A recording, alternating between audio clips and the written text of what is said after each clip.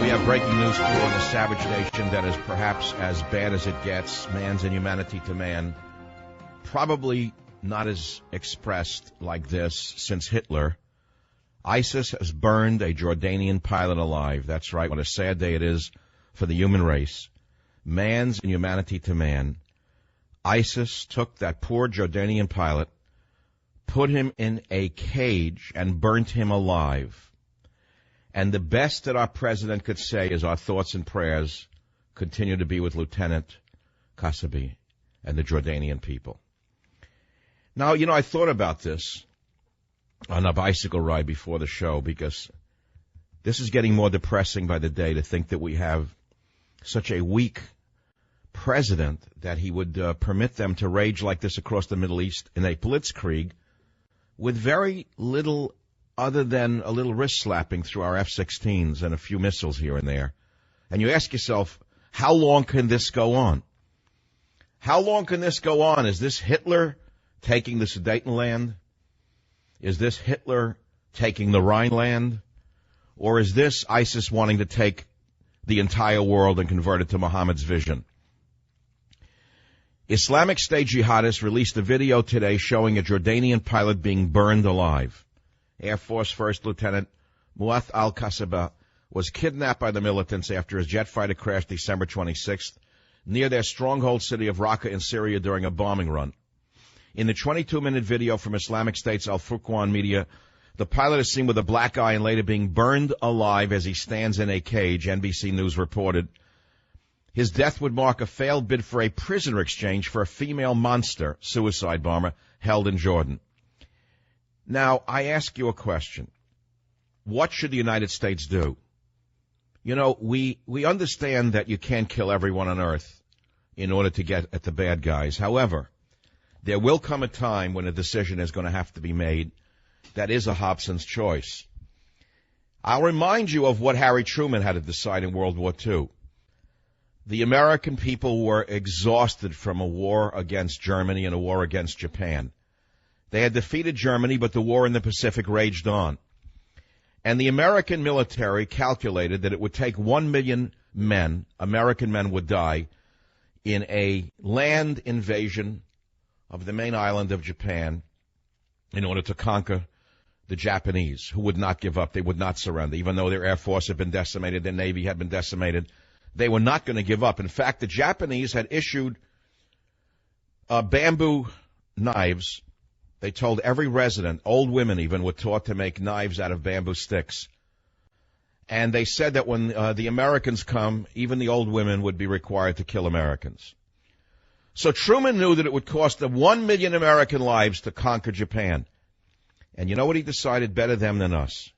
And when he was told that if we drop our experimental weapons on Hiroshima and Nagasaki, thousands, if not hundreds of thousands of innocent men, women, and children would die in Japan, he said, that's horrible. That's tragic, but better them than us. That's what Truman decided. Now we come forward in a world where there is moral equivalency, not only in the universities, but, of course, in the embodiment of the academic running America. A man who spends all of his viciousness attacking Republicans and the American people themselves rather than ISIS. And so I ask you, what would you do? And the more I think about burning a man alive, the sicker I get. Even Hitler wouldn't show what he was doing. So ask yourself who was worse, Hitler or the Islamo-fascists? Even Hitler would not show what he was doing to people in the concentration camps. He hid it. So why are these monsters showing it? Well, the reason they're showing it is to induce terror in the world's population. What they're doing right now is what their ancestors or their antecedents did in the 6th century when Islam first blew up out of Mecca and almost conquered a good portion of the Middle East.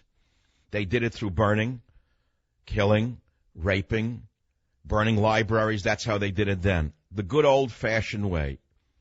The good old-fashioned way that the Mongols had used prior to them. We have the weapons to stop them, but we don't have the leadership to stop them. We have young men in F-16s who could take them off the map in 72 hours.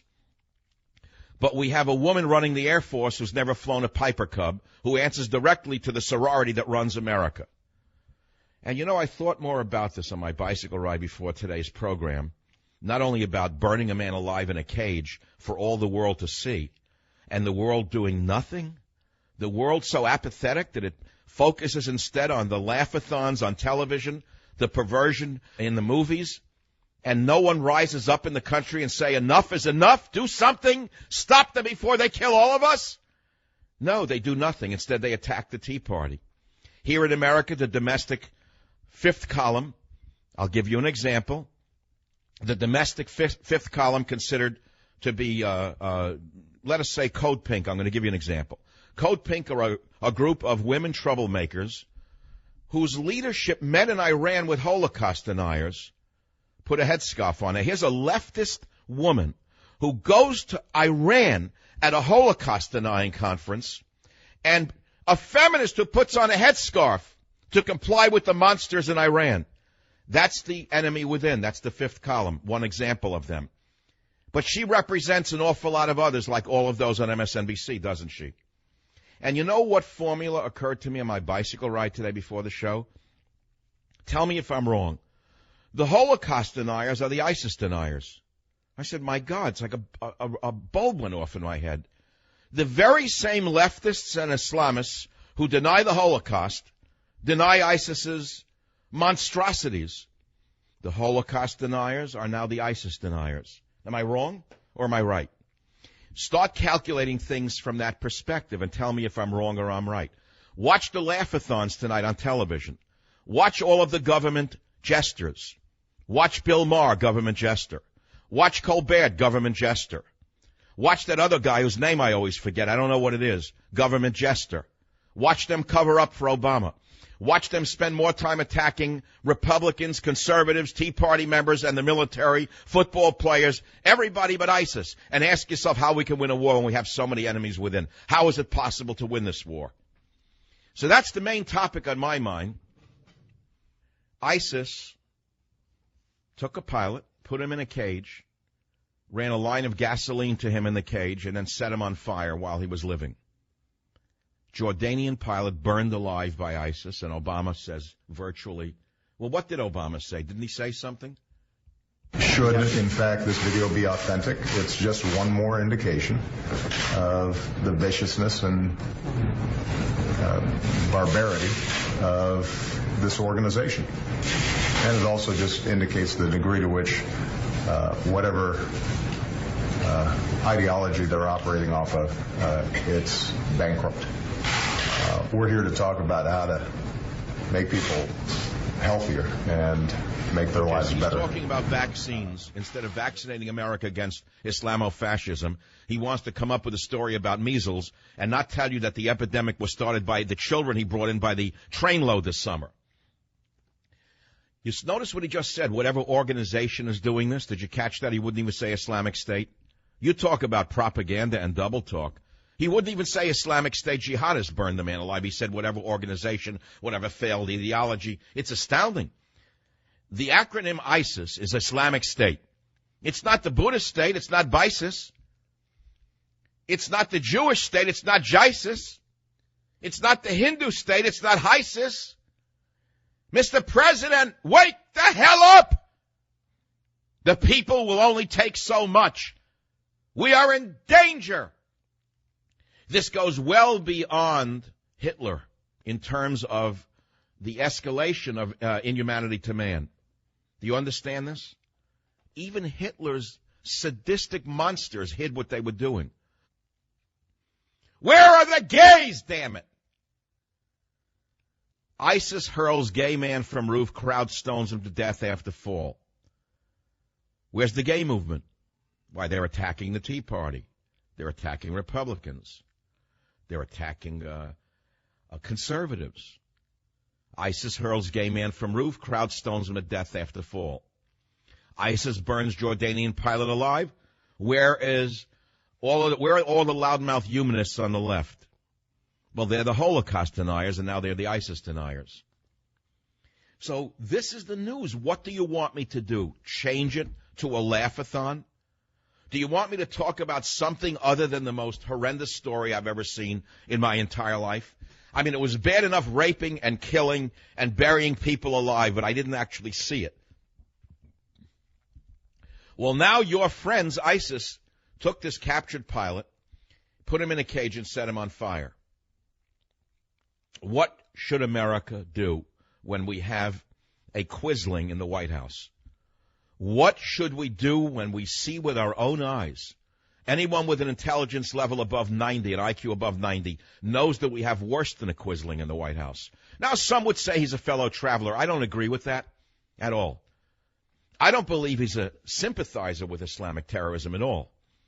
I think that he is a quisling in another regard, which is if you put your head in the sand as to what is actually happening and say it's not happening, and if you refuse to connect it to Islamic terrorism, then what would you explain that as? How would you describe that? Well, you'd say he doesn't want to ignite a war against all of Islam, and you could say there's a reason for that, and there's a reasonable expectation that the academics running America are afraid to ignite a religious war. What they have to recognize is that the religious war has been ignited. It was ignited 1,000 years ago. It's just that this religious war is now reaching a higher temperature because the opposition has no opposition. You see, Obama caused the rise of ISIS, which, again, you don't want to hear. You say, oh, look, I don't want to hear the Obama bashing. Well, don't hear it. Go talk about a deflated football, you idiot. Moron, you. Put your hat on backwards, idiot. Obama caused this. He was warned by the military not to remove all American troops from Iraq. Was he not? Was he not told to keep a force of 100,000 there to prevent this from happening? And what did he do? He gave them the middle finger. He said, screw you. I know more than you. I am Obama the Great. I know everything. I know better than doctors about medical care. I know better than the military about military. I know everything about climate. I'm an expert on everything. I'm Obama the Great. And so he pulled all American troops out of Iraq, and he created a vacuum. And what happened was the Iraqi army fled, and they left our tanks, our wonderful Abrams tanks, and other heavy weapons in the hands of ISIS. In fact, they probably joined ISIS by now, since they know how to use them. And as a result of this, we have this monstrosity of Islamofascism flaring out of control in a blitzkrieg, now burning a Jordanian pilot alive. Our thoughts and prayers continue to be with the family of Lieutenant Kasasbeh and with the Jordanian people. The Jordanians have been stalwart members of this broader international coalition. Shut up! Crawl into a hole, you moron, you! That's the best the American government could say. They bring out this idiot. This moron Ernest. Our thoughts and prayers continue to be with Lieutenant Kasasbeh and the Jordanian people? Do you realize what I'm trying to say to you? Do you realize what I'm saying to you? We have a vicious, pedantic, academic cadre running America. 3 words, vicious, pedantic, academic cadre. 4 words. Look them up. A vicious, pedantic, academic cadre running America. Technocrats without any emotion, except hatred for their political enemies. And they do not consider ISIS their political enemy. They don't even care about it. It's nothing to them. Their only thought is from the point of view of a community organizer, which is to fight the opposition party domestically. There is no such thing as a foreign power to them. The only foreign power is the Republican Party. Holocaust deniers are now the ISIS deniers. ISIS burns Jordanian pilot alive. And this idiot, Ernest, gets up and says our thoughts and prayers continue to be with Lieutenant Kasasbeh and the Jordanian people. Can you believe this? I was lying on the rug with my dog trying to find some comfort in something on the planet when I saw this story this morning. I started to play with my dog, and he smiled, and I thought, and I said to him, I said, Teddy, I said, you know, animals don't do this to other animals. The human animal is the most vicious animal on the planet. Now take a vicious animal and give him a religion to cloak himself in, and what you have is ISIS. Just as Hitler took the German people and washed their brains and cloaked them in his twisted, insane ideology of Nazism, National Socialism, this is what's going on now. Man's inhumanity to man. I remember when I was a little boy, I'm trying to put this together for myself as much as for you. Don't think this is something I wrote out for you before the show. As a little kid, 6 years old, I would watch movies with my father up in the mountains during the summer. They bring in movies in the casino, so-called, for the kids. Imagine that, no TV or whatever. And there was a movie called Bring 'Em Back Alive with Frank Buck. I loved that one. He would go to the jungles of Africa with his pith helmet and bring back animals for the zoos. And my father would sit and tell me things. And one of the things he would say about animals when I would see a tiger that looked ferocious to me or a lion, he would say, well, they're not really vicious. They just hunt. He said, man is a more vicious animal than any animal on earth. And as a little boy, I didn't quite understand what that meant. Do you understand what that means now? Do you get what that means now? Do you understand what my deceased father was saying to the little boy, Michael Savage? That man is more vicious than any animal on earth? Because he said to me, only man kills for pleasure. Only man kills for sport. And some men kill for religion. Oh, don't deny that. They're not called, the group isn't called Crisis. They're not a Christian group. The group is not called Bisis. They're not a Buddhist group. The group is not called Isis. They're not a Hindu group. No, it's the Islamic State, burnt a Jordanian pilot alive in a cage without any anesthesia. Not one word from the humanitarians on the left. The Holocaust deniers and the ISIS deniers are now one and the same. Not one word from any of the candidates for the presidency, except I heard one, and it's a guy I have no respect for, this guy Lindsey Graham. I think he's a snake. But at least Lindsey Graham, now that he's pretending that he's a leader, comes out and says something against radical Islam. Obama, no religion, no Islam. We don't know who did it. We don't know why they did it. Mistaken identity. Don't know who they are. They're masked men. We don't know who they belong to. Strange men, no religion. Now, anyone running for the presidency, every one of them should have given a news conference today saying something about man's inhumanity to man. The vicious, pedantic academic running America says nothing. He's talking about measles, pretending that the measles epidemic that's surging in America came out of the air, that it's a result of spontaneous combustion, when in fact he combusted the measles epidemic by bringing in at least 100,000 infected people, not all with measles, of course, some with a flu that we had no resistance to, some with TB that had been wiped out, that's now resurging in Massachusetts, and some with measles, because as you know, measles is endemic in Mexico and Central America, as is this flu virus. But no, he's talking about measles and get a vaccine. That's the answer. He opens up the door to the infected and then tells you to go get the vaccine. Why didn't you vaccinate them in Honduras before he brought them in? Why didn't he send that moron from the CDC down to Honduras to see if they were healthy enough to be brought in by the trainload this summer before he dumped them on our cities and put them in our schools? Everything that these vicious, pedantic academics do is wrong. And it will lead to a greater disaster than you could ever imagine unless the opposition increases its voice. Remember something. My job in the media is to remain an opponent of a government that is not doing the bidding of the people. My job as a voice in the media, I want to remind you, is to remain a strong opponent of policies which I feel endanger the American people. Do you understand that's my job? Do you understand that's the job of the media? We're supposed to be a thorn in the side of the government. Do you understand that we become a mouthpiece for the government, as Fareed Zakaria was the other day, permitting Obama to get away with one gigantic lie after another without stopping him? Then they are, in essence, Pravda or Izvestia. And you know how that ended, right? You know where that went. The big story to me is this one, because I don't know how to talk about anything else today. I don't know how to talk about anything else. I don't know what to say anymore.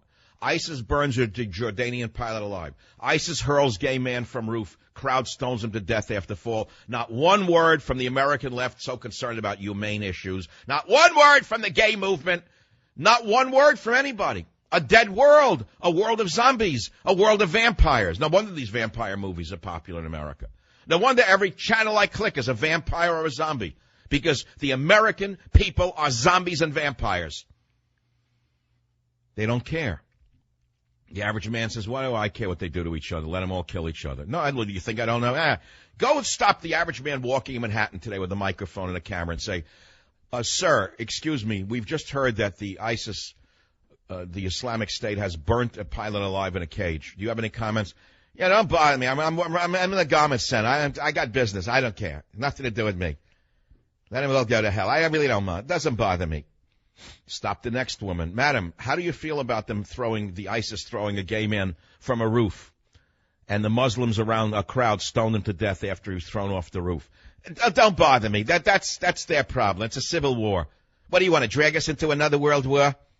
We like our president. He's smart. He's smart. He knows what he's doing. He's keeping us out of that mess. Okay, now get out of my way. What do you remember, the Tea Party? You think I don't know the thought of the average person? You think I'm that disconnected from the average American? See, they're the good Germans of today. That lady and that man I just mentioned are the Germans who smelled the smoke of burning flesh in Auschwitz and Dachau, and they said they didn't smell the burning flesh. Don't bother me, please. There's nothing like that going on in the ovens. Go away. What do you work for, the Jews? That's what the good Germans said. They didn't know there was a Holocaust. They didn't know there was a concentration camp. Don't bother them. They went about their business. They made the strudel. They had the white tablecloth. They put the girl in a communion dress. They brushed her teeth in the morning. They sent her to church. They didn't want to be bothered with the smell of human flesh a mile down the road in Dachau or Auschwitz, any more than the man working in the garment center or the woman on the Upper East Side stepping into a limo or an Uber. Don't bother her. She's the good American of today. Does my analogy work for you or not? Does that ring true?